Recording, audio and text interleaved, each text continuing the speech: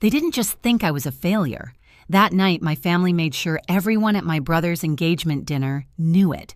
I sat quietly at the table, napkin on my knees, while my father laughed about my lost years. My brother smirked, and my mother nodded like it was fact. I didn't interrupt. I didn't defend myself. Then his fiancée leaned closer and whispered, "Wait, you're—" The room went still. Even my mother froze. Before I tell you what happened next, tap like comment where you're listening from and share if your family ever underestimated you, because that silence changed everything in that exact moment. My name is Lauren Hayes, and in my family, names only mattered if they came with titles people could brag about. Realtor, broker, investor, anything that sounded solid, predictable, and profitable. My name never did. It floated around the table like background noise, acknowledged only when someone needed a contrast. The engagement dinner was held in a private room downtown, the kind with dark wood walls and soft lighting meant to make everyone look successful. White tablecloths, heavy silverware, a server refilling glasses before anyone asked. My parents loved places like this. They believed the room you sat in said more about you than anything you could explain. I was seated 2 chairs away from my brother, close enough to hear every quiet joke, far enough to be left out of the center. He looked relaxed, confident, already practicing the role of future patriarch. People leaned toward him when they spoke, laughed a little harder. My parents watched him with the same expression they'd worn my entire life when they talked about him, relief mixed with pride. No one asked me how I was, not really. When someone did glance my way, my mother filled the space before I could answer. "Lauren's still figuring things out," she said gently, like she was smoothing a wrinkle only she could see. My father added something about patience, about how not everyone was built for real pressure. They smiled as if they were being generous. I focused on the table instead, the way the candle flickered, the faint smell of charred steak and pepper, the hum of conversations bleeding in from the dining room outside. These details grounded me. I'd learned a long time ago that if I stayed still, enough people would talk as if I wasn't there. My brother's fiancée sat across from me. She didn't dominate the table. She observed it. When my parents spoke, she listened without interrupting. When my brother talked about work, she asked questions that made him slow down. Her eyes moved carefully, taking in tone more than words. At one point, my father joked about how different my path had been. The table laughed politely. I felt that familiar tightening in my chest, the one that came from being turned into a story someone else controlled. I didn't correct him. I didn't defend myself. Silence had become my reflex, not because I was weak, but because I was tired of explaining a life no one wanted to understand.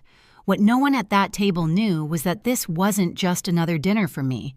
It was a test of how long I could sit in a room built to exclude me, and what would happen if someone finally noticed the cracks. My name had always come last in conversations about success. Not announced, not celebrated, just appended like a footnote no one expected to read. That night at the restaurant wasn't new. It was simply louder.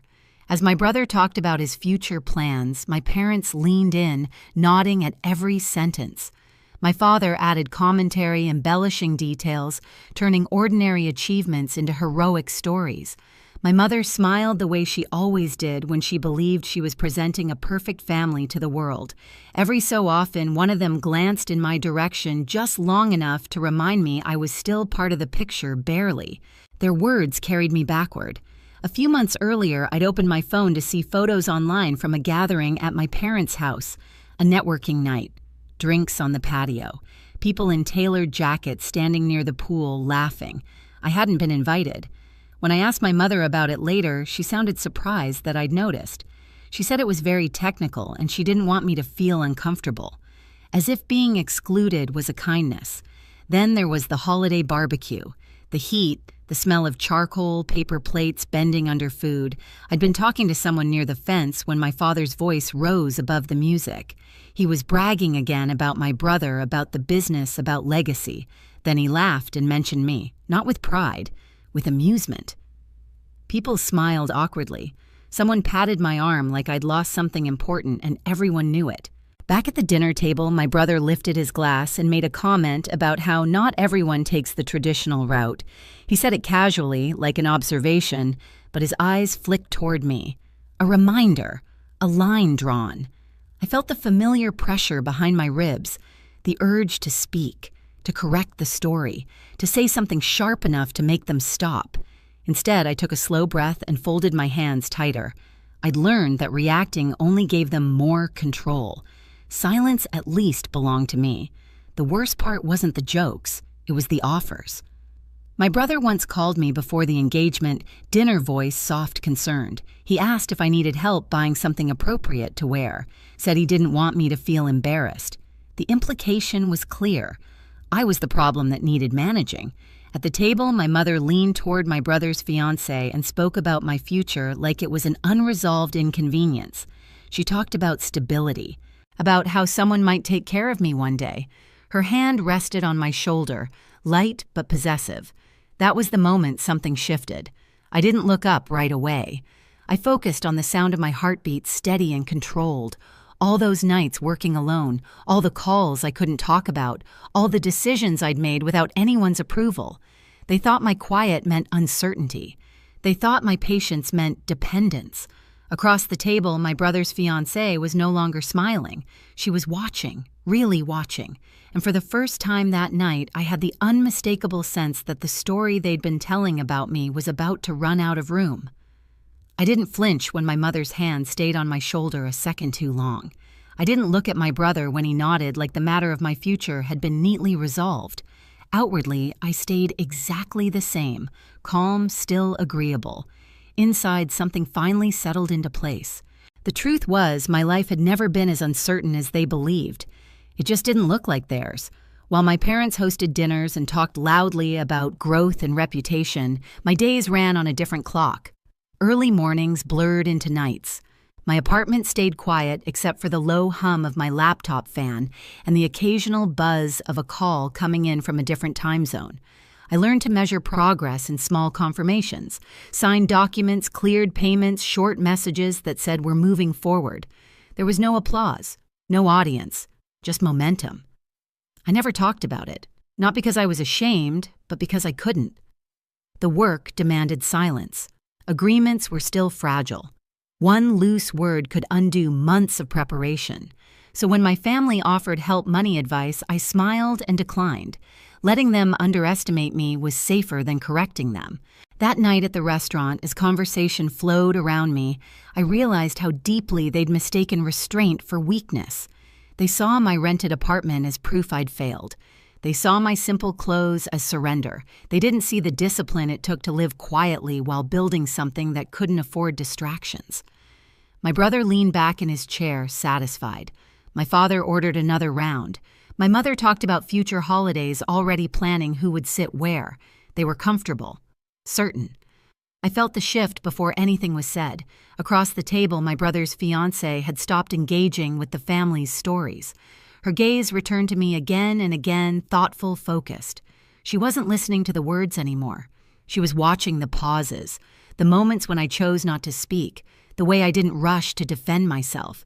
I'd seen that look before on calls where people realized they'd made the wrong assumptions. For the first time all evening, I let myself breathe a little deeper. Not because I expected rescue, not because I needed validation, but because I understood something they didn't control doesn't always announce itself. Sometimes it waits. The dinner continued, but the balance had already changed. My parents were still talking, still performing. My brother was still confident, yet there was a growing tension beneath the surface, like a quiet wire pulled too tight. I stayed seated. I stayed silent. Not because I had nowhere else to be, but because I knew exactly when it would matter to stand up. The server returned with another round of drinks, setting the glasses down carefully, unaware that the air at the table had shifted. My father raised his glass first, eager to regain control of the room.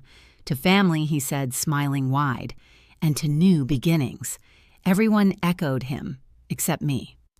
I lifted my glass a second later, just enough not to stand out. I'd learned how to survive moments like this by staying half a beat behind.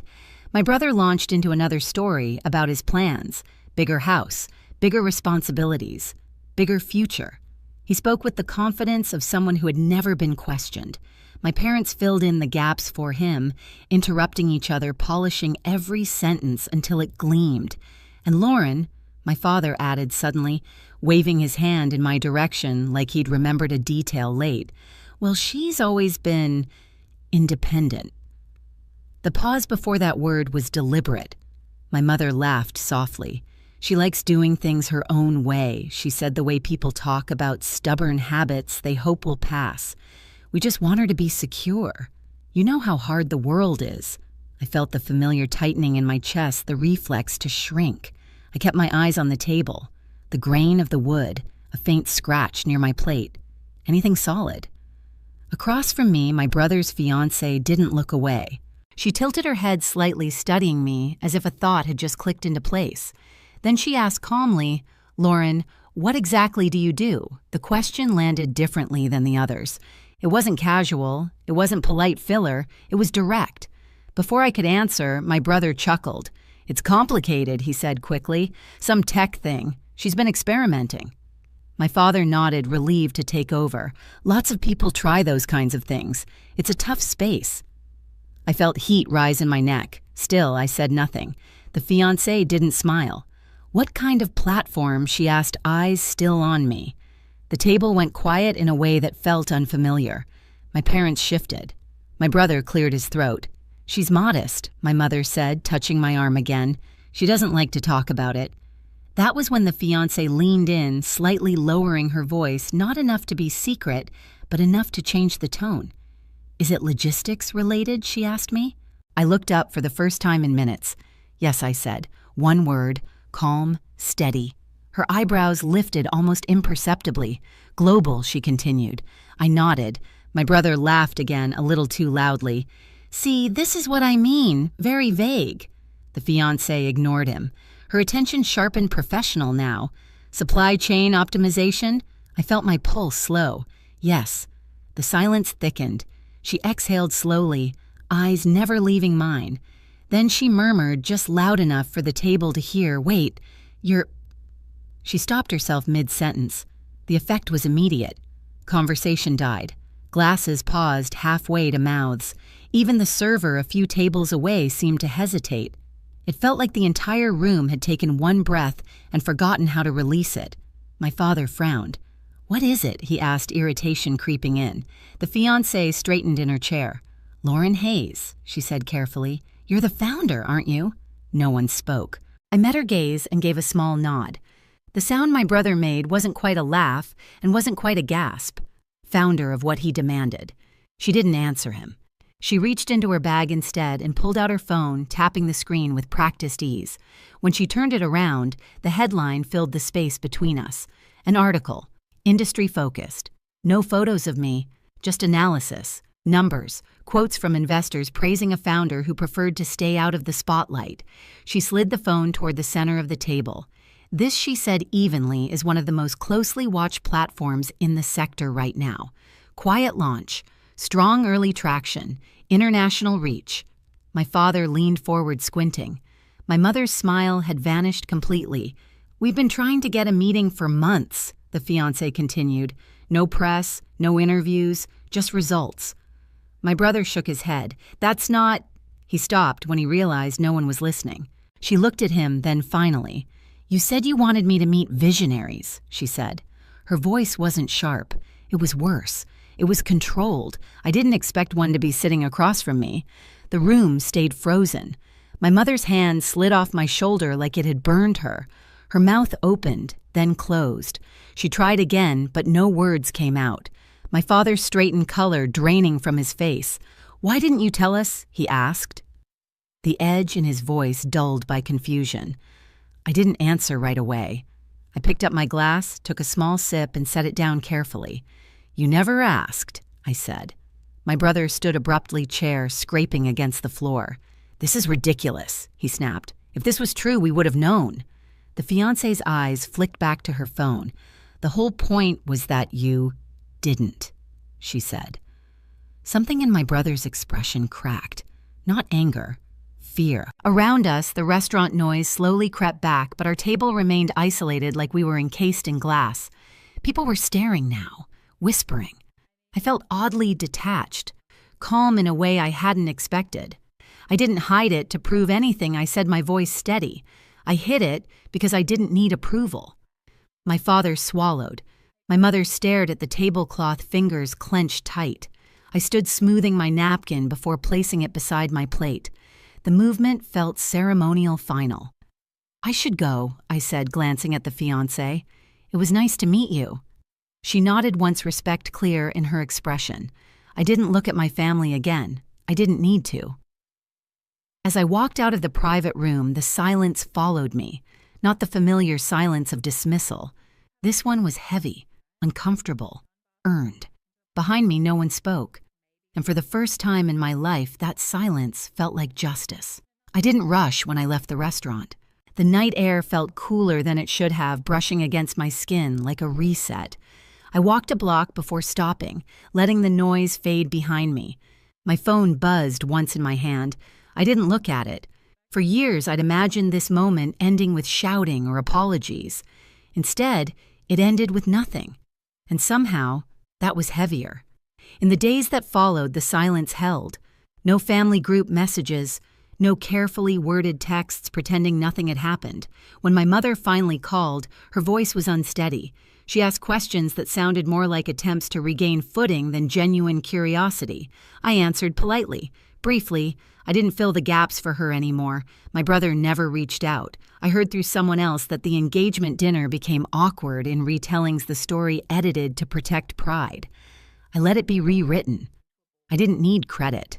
I needed distance. What surprised me most was how light everything felt once I stopped carrying their expectations. My work continued. Calls, decisions, progress. Nothing had changed there.